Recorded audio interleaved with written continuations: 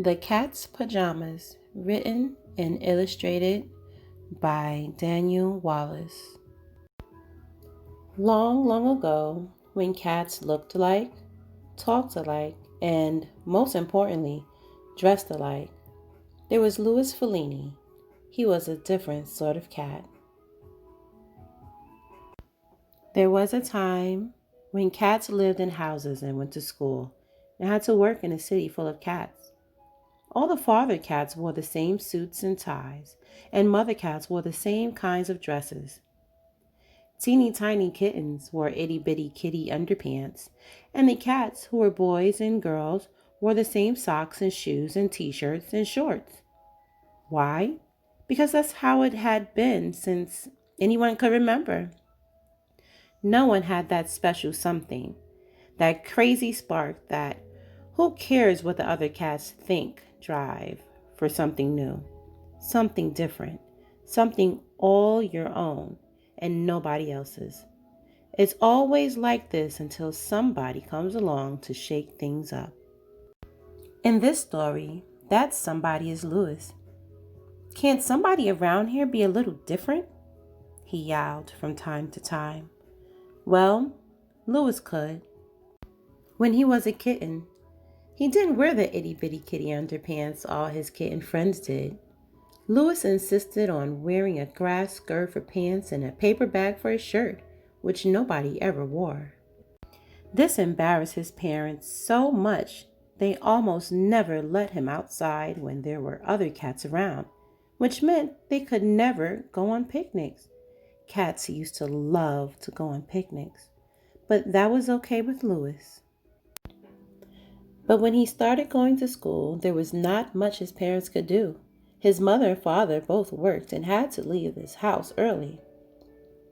Louis dressed himself, so when every other cat in his whole school came dressed in jeans and a t-shirt, Louis wore a little French beret and a cape and stars on his shoes. He didn't mind it when every single cat in school stared at him as though he were crazy, because that's what happens when you're a little different. Sometimes you get stared at. Anyway, he liked his cape and beret. He looked good, if he did say so himself. He looked so good, he wore it to school every day that week. And then a funny thing happened.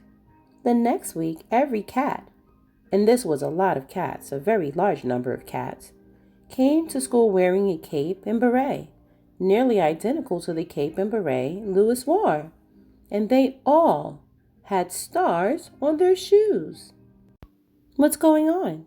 he said to a group of cats leaning against the school wall, just leaning there, feeling pretty cool in their capes and berets with stars on their shoes.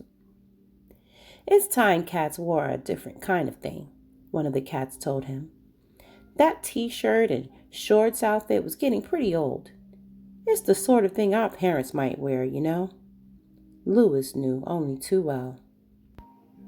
"So it came to us, sort of all at once. Let's do something new. Let's be ourselves, in a way which, being ourselves only, we can be. So we came up with this, the stars, the cape, the beret, much like you," he said. "You mean exactly like me?" Louis said. Louis shook his head and sighed. "But the new look," he said, "was my look. At least that's what I thought." "Apparently not," the cat said. "I mean, look around you. Everybody's wearing the exact same thing. It's a wonderfully new, wonderfully different kind of thing." And yet, Louis thought not so wonderful, new and different as when he had been the only one doing it. So, the next week, Louis changed. He was still different, but now he was a different sort of different. He wore sunglasses, a purple plastic jacket, and green boots that came up to his knees almost. Once again, he was different from everybody else. And once again, this time the very next day, all the other cats came to school dressed exactly the same way Louis dressed, right down to the clothespin he had hanging from his tail. "As you can see," a cat said to Louis, "the new look suddenly became old. So," here we are with this new look and we feel pretty good about it. I felt pretty good about it too, Louis said. Yesterday. That was then, this is now, the cat said. Times change. Cats have to change with them. What's the problem? Poor Louis was about to go completely crazy. The problem? He said. The problem? You're all just a bunch of copycats. That's the problem. That night, after slipping into his wonderfully comfortable pajamas, Louis couldn't sleep. He had a problem now. All he wanted to be was himself. Inside, he knew he was different, and he thought that was probably true for the other cats too. Louis only knew one way to show his difference: his clothes. So that night he stayed up very late thinking about what he could wear to school tomorrow. Thinking and thinking as the hours ticked away, and in the morning he slept through his alarm. He ran off to catch the bus in a rush, without even eating breakfast, without even a sip of milk. When he arrived at school, all the cats in his class stared at him in amazed silence. Then they began to laugh. The laughter, quiet at first, slowly grew. It began to sound like the audience at the funniest show on earth, because Louis, it appeared, was wearing his pajamas. Forget something, Louis? One cat asked him. Hey, Louis, another shouted. Is this a dream? Are you sleepwalking? You forgot to get dressed. The truth is, he had forgotten to get dressed. But there was something so wonderfully new and different about it. Something so edgy and bright and fine. Something, in short, so him that he yawned in a happy way. The happiest way a cat can yawn, and said, Me? Forget to dress?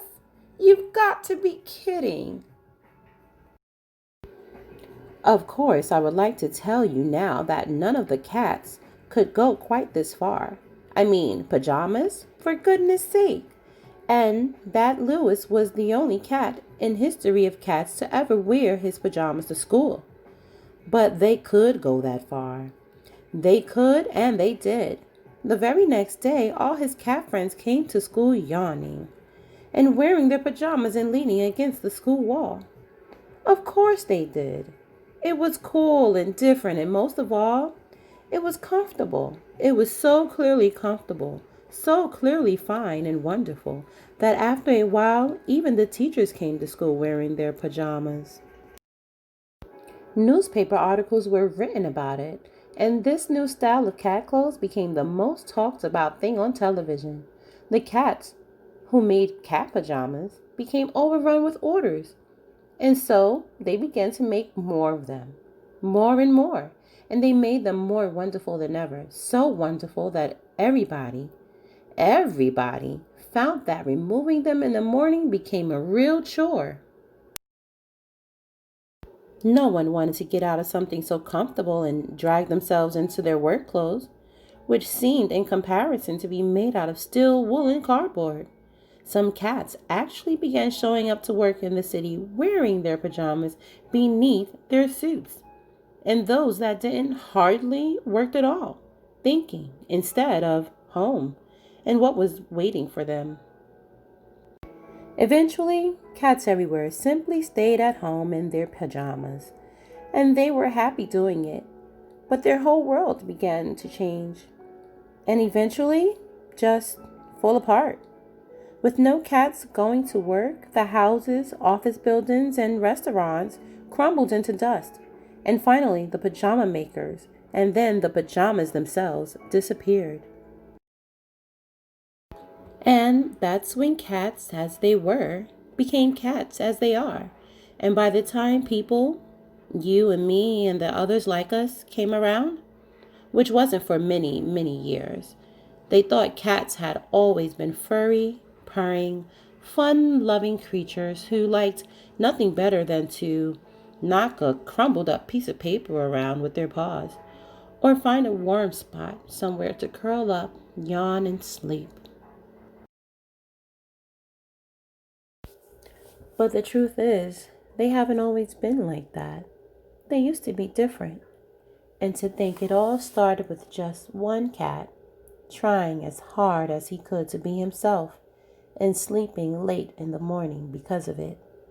But Louis was happy because he realized that it's not so much about being different as it is about making a difference.